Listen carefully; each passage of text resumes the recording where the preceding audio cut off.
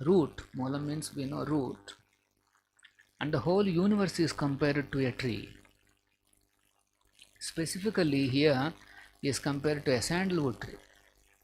These are all interesting uh, examples, interesting comparisons.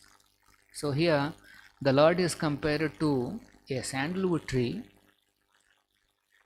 and it is mentioned that Ahindra Bhogai, that like Lord is covered by the Ananta's hoods. It appeared that the sandalwood tree is full of snakes. Generally, snakes are seen near the tree. So he is known as Avyakta Moolam. One should not think Avyakta Moolam means ultimately the Moolam is some kind of an Avyakta. Avyakta means unmanifest. Okay, that's fine. But one should not think unmanifest means it is some kind of a impersonal, some kind of a jyoti, some power, or this and that. So Prabhupada is clarifying here, Avyakta Moolam means he himself, unmanifest. The Lord is not manifest.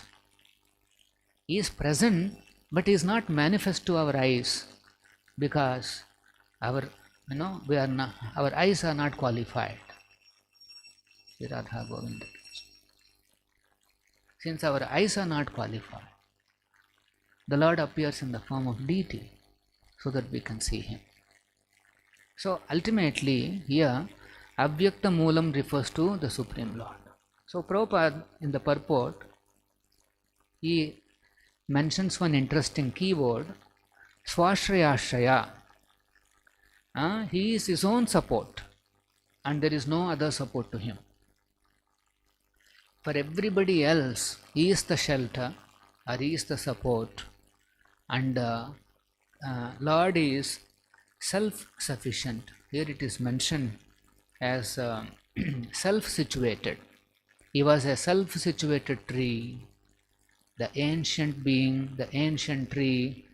There is no support, there is no other origin for him. He is that wonderful Lord. Actually, once I was coming from Vijayawada, and then my driver, he is lunch time, so stopped the car near one, what you say on the highways, you see, those dabas, Punjabi or whatever dabas, he has stopped in front of the daba, and then he went there.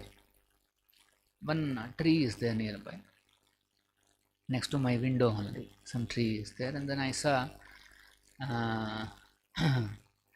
this squirrel. One squirrel is coming and then trying to do all those, searching for food.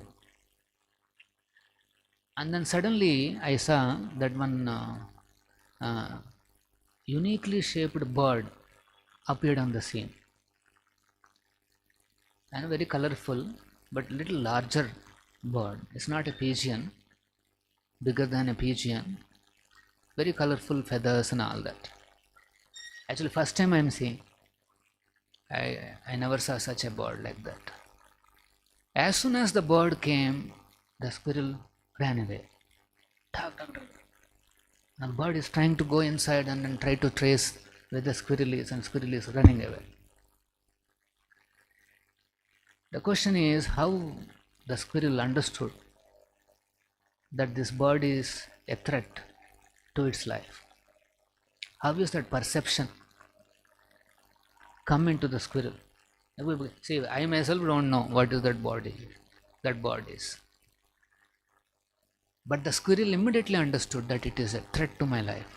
It is hiding, running away. So Shastra explains that in this world there are two types of living entities. One is called control and one more is called controller. Some living entities are controller in the form of a controller, and some living entities are controlled. This principle is also explained in Bhagavatam as Jivo Jivasya Jivanam. There is a hierarchy of living entities. The controller and the controlled, these two types of living entities, they are interdependent. They are dependent on each other. Let us say controller is there, but there is nobody else. There are no controlled people. There is no meaning to his controller. Similarly, many controlled are there, but there is no controller. Actually, they are dependent on each other. They are called interdependent. So, the living entities in this world are interdependent on each other. They are dependent on each other. So, generally, the living entities are controlled by the demigods, who are also part of the universe. They are controlled by the demigods. But if you see, the demigods' bodies are also made out of the same materials like our body. Same Panchabhutas, same this material energy is covering them also. But then they are known as controller and we are controlled. So, although the bodies are, so to say, made up of the same ingredients, still there is a distinction is there. One understands that yes, they are controllers.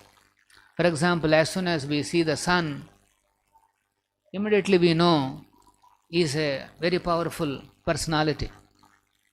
There is a perception of who is a controller and who is controlled. So Prabhupada explains in one purport that there are three types of Purushas. This controlled Purusha is known as Adhyatmic person, and the controller, the demigods, are known as Adidhaivik person.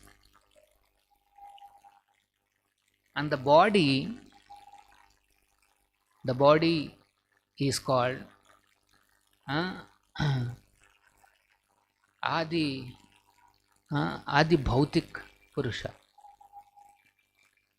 Body is also called as a Purusha. In Bhagavad Gita, Krishna refers to this as created being. This is also like a being, a Purusha. And Krishna explains that there are two types of bodies, Daiva and Asuri. These are the kind of bodies. So that means at the time of birth only somebody assumes inauspicious bodies, demoniac bodies. So anyway, this body is also called a Purusha. It almost imitates Purusha, like a Purusha. As soon as the soul enters, soul remains as a Kshetrajna, and this Purusha does, it creates all those effects. So all these three Purushas, there is a categorization. There is a categorization. Somebody is controller, somebody is controlled. If the living entities, they perform pious activities, they will be in controller position. And if the living entities don't have such pious activities, then they come under the controlled position. Now the question is, who made these distinctions? Whenever you see there are two categories, there must be one personality who made those two categories. Moment we see there is a matter and there is a living entity, there are two energies, then the question comes, who is that one? Who created these two? So that is, he is known as Swashraya, Lord Hari, the Supreme Personality of God. So the Supreme Lord is only one, but then he made in this world the categories of controller and the control. But ultimate shelter for both the categories is the Supreme Lord himself. That's why he is known as here Avyakta Moolam Bhuvana Angripa Indram. Angripa means tree, and this Bhuvana, this universe, is compared to a tree.